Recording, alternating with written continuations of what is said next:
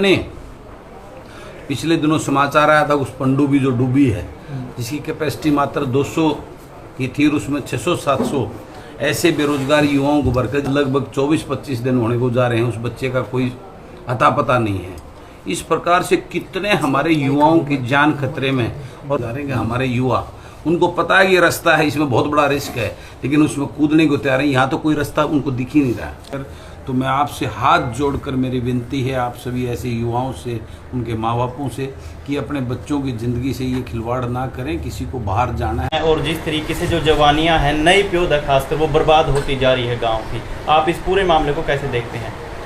देखिए, मैं तो इस मुद्दे को पहले भी विधानसभा में उठा चुका हूँ और अनेकों बार मैंने मीडिया साथियों के माध्यम से भी इस मुद्दे को उठाया है।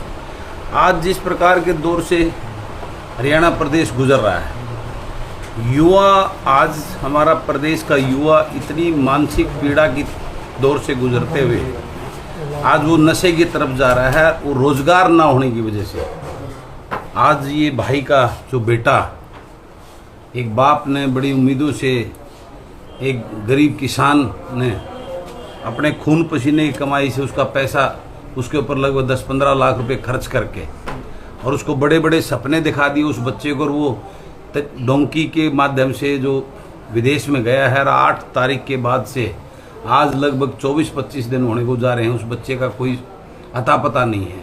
इस प्रकार से कितने हमारे युवाओं की जान खतरे में और बहुत से युवाओं की जानें जा चुकी हैं, लेकिन आज वो इस पीड़ा से गुजर रहा है कि उसको कोई रास्ता नज़र नहीं आ रहा है। कोई बच्चा इस तरीके से जाना को खुश नहीं, लेकिन यहाँ हमारे प्रदेश के अंदर उनको अपना भविष्य कहीं भी सुरक्षित महसूस नहीं हो रहा। नौकरियां खत्म हो गई हैं, ज़मीनें बची हुई नहीं हैं, और ये सरकार की जो मुखिया, हमारी प्रदेश की जो सरकार है, भाजपा जसपा गठबंधन की सरकार, ये इस प्रदेश को लूटने का काम कर रही है। इस प्रदेश के युवाओं की जरा सी भी चिंता नहीं है।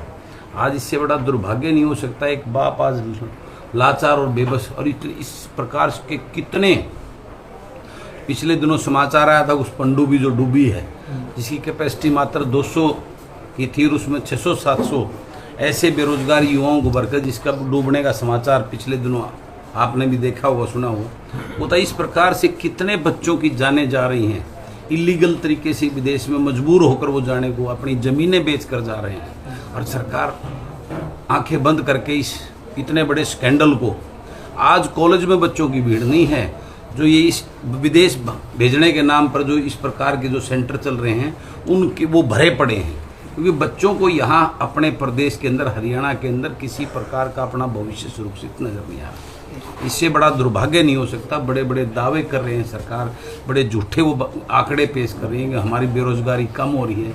आज ये हालात आपके सामने है, ये पूरे जो है ना प्रदेश के सामने आज ये हालात होते जा रहे हैं कि हमारे युवा, उनको पता है ये रास्ता है, इसमें बहुत बड़ा रिस्क है, लेकिन उसमें कूदने को तैयार है। यहाँ तो कोई रास्ता उनको दिख ही नहीं रहा। तो मैं मुझे यहाँ पता लगा, भाई से मिलने आया, उनका जवान बेटा, 22 साल का बेटा, आज साहिल, तो उसके लिए आज मंडे को मिलेंगे। सीएम साहब से भी मैं बात करूँगा, एसपी से, डीजीपी से बात करेंगे, और ऐसे जो ठग लुटेरे जो लोग यहाँ दुकान खोल के बैठे हैं, इन बच्चों को इलीगल तरीके से जो बाहर भेज रहे हैं, उनके खिलाफ सख्त कार्रवाई कराएंगे, इस गोरख धंधे को बंद करवाने का। बलराज जी, अगर बात करें, मानव तस्करी की जा रही है इस तरह से, तो सरकार एक्शन क्यों नहीं ले रही? इस परिवार मानव तस्करी का संदेह जता रहा है जिसमें, और वो मानव तस्करी की धारा भी फिलहाल पुलिस द्वारा नहीं लगाई गई है। ऐसे में परिवार भी चाहता है कि वो धारा जुड़े। मात्र बिल्कुल परिवार, मैं भी इनका परिवार का ही हिस्सा हूँ। हमारा बच्चा था, वो गया है। बिल्कुल सारी जो धाराएं, संगीन धाराएं जो बनती होंगी, उस पर लगवाएंगे उन लोगों के ऊपर, और इन लोगों को बख्शा नहीं जाएगा। विधायक जी, बात करें तो एक व्यवस्था परिवर्तन को लेकर आपने यात्रा स्टार्ट करी थी, क्या उस व्यवस्था का ही परिणाम आज देखने को मिला कि भाई साहिल जैसे सैकड़ों युवा जो हैं इस चीज का शिकार हो रहे हैं? इसी के खिलाफ, इस प्रकार के गोरख धंधे के खिलाफ ही मैंने वो लड़ाई शुरू की है।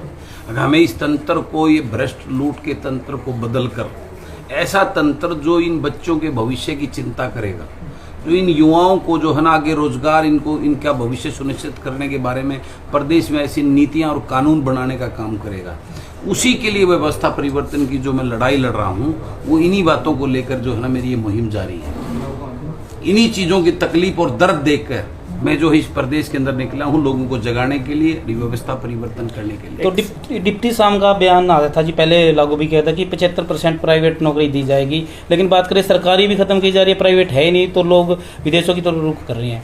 देखिए, उन लोगों ने जो झूठ बोलकर इन गरीब भोली वाली जनता को जो बड़े बड़े सपने दिखाकर जो वोट लूटी हैं, अब की बार उसका एक एक चीज़ का हिसाब ये प्रदेश के लोग उनसे लेने का काम करेंगे। और इन राजघरानों के युवराजों की ये लूट की जो दुकानें हैं जो इन्होंने चलाई हैं, इसको जो देवीलाल के नाम से, छोटूरा नाम के नाम से या अपने परिवार के नाम से जो ये राजघरानों के युवराज वोट लेकर जो अपने राजघराने चलते आ रहे हैं, इन राजघरानों को ध्वस्त करके प्रदेश की जनता अब की बार व्यवस्था परिवर्तन की राह पर चलते हुए किसान मजदूर गरीब के उस तकलीफ को समझने वाले युवाओं को राजनीति में अपना प्रतिनिधि बनाकर अपना वकील चुनकर विधानसभा में भेजने की, इसी के लिए मेरी लड़ाई है। और निश्चित रूप से 2024 में एक बहुत बड़ा बदलाव इस प्रदेश के अंदर आपको देखने को मिलेगा। आखिरी सवाल सर, कि अभी जिला सचिवालय में मंडे को लेकर एक कॉल की बुलाई गई है आपकी, क्या कॉल है, क्या युवा उसमें भाग लें और किस किस तरीके से आपका क्या एजेंडा रहेगा उसमें? क्या कॉल की? सोमवार को आप जिला सचिवालय में एसपी साहब से मिलेंगे। सोमवार को जो ये कॉल नहीं है, ये तो इस बच्चे के लिए मैं एसपी से मिलेंगे, उसके बाद मैं चंडीगढ़ जाकर सीएम से अगर बात करनी पड़ेगी तो वहाँ जाऊँगा, सीएम से उससे डीजीपी से बात करूँगा। ऐसे इस प्रकार के जो स्कैंडल चल रहे हैं, जो हमारे बच्चों के भविष्य के साथ खिलवाड़ कर रहे हैं, उनका एक मानव तस्करी के रूप में मैं ये कहूँगा कि इस प्रकार के गोरख धंधे के खिलाफ ये जो है ना मंडे को मिलने का हमारा कार्यक्रम है। बलराज जी, एक सबसे बड़ा प्रश्न है, अगर 2024 में आप सरकार का हिस्सा होते हो तो सबसे बड़ा परिवर्तन करने के लिए क्या प्लान रहेगा? इस लूट और झूठ की दुकानों को और इस प्रकार के जो हमारे युवाओं के, हमारे बच्चों को नशे की हो या इस प्रकार इलीगल तरीके से अपनी ज़मीनें बेच कर जाने की, इस प्रकार के पूर्ण रूप से इन पे विराम लगाकर हमारे युवाओं को इस प्रदेश के अंदर रोज़गार देने का काम करेंगे, उनका भविष्य सुनिश्चित करने का काम करेंगे, ऐसा माहौल पैदा करेंगे हमारे बच्चे बाहर ना जाकर अपने घर में रहकर यहीं पे उनको उस चीज़ का व्यवस्था करने का काम करेंगे। विधायक जी, उन युवाओं को क्या संदेश देना चाहोगे जो इस तरीके से विदेश जाने की तैयारी? मैं बिल्कुल, आपने बहुत अच्छा सवाल किया। मैं आप सब मीडिया के साथियों के माध्यम से उन तमाम माँ बाप को भी, उन तमाम युवाओं को भी एक निवेदन और प्रार्थना करना चाहता हूँ कि इस प्रकार के जो इलीगल तरीके से आज आप मजबूर होकर अपने बच्चों को या युवा खुद जाने को जो फिराक में है या तैयारी करे बैठे हैं अपनी ज़मीनों को बेचकर, तो मैं आपसे हाथ जोड़कर मेरी विनती है आप सभी ऐसे युवाओं से, उनके माँ बापों से, कि अपने बच्चों की ज़िंदगी से ये खिलवाड़ ना करें। किसी को बाहर जाना है तो प्रॉपर लीगली तरीके से उनको भेजें। इस प्रकार के इलीगल तरीके से अपने बच्चों को भेजना उनकी ज़िंदगी से खिलवाड़ करना है। बलराज जी, अगर इस प्रकार से अगर कोई नहीं होता कुछ, तो क्या बड़ा एक्शन भी लिया जा सकता है? क्यों नहीं होगा, बिल्कुल करवा के लाएंगे। इस प्रकार के जो एजेंट बैठे हैं जिन्होंने इस प्रकार के हमारे बच्चों युवाओं के साथ जो ऐसा गोरख धंधा चला रहे हैं, उनके पास क्यों नहीं होगा, 100% नहीं 1000% एक्शन करवा के कार्रवाई करवाने का काम करेंगे। शुक्रिया।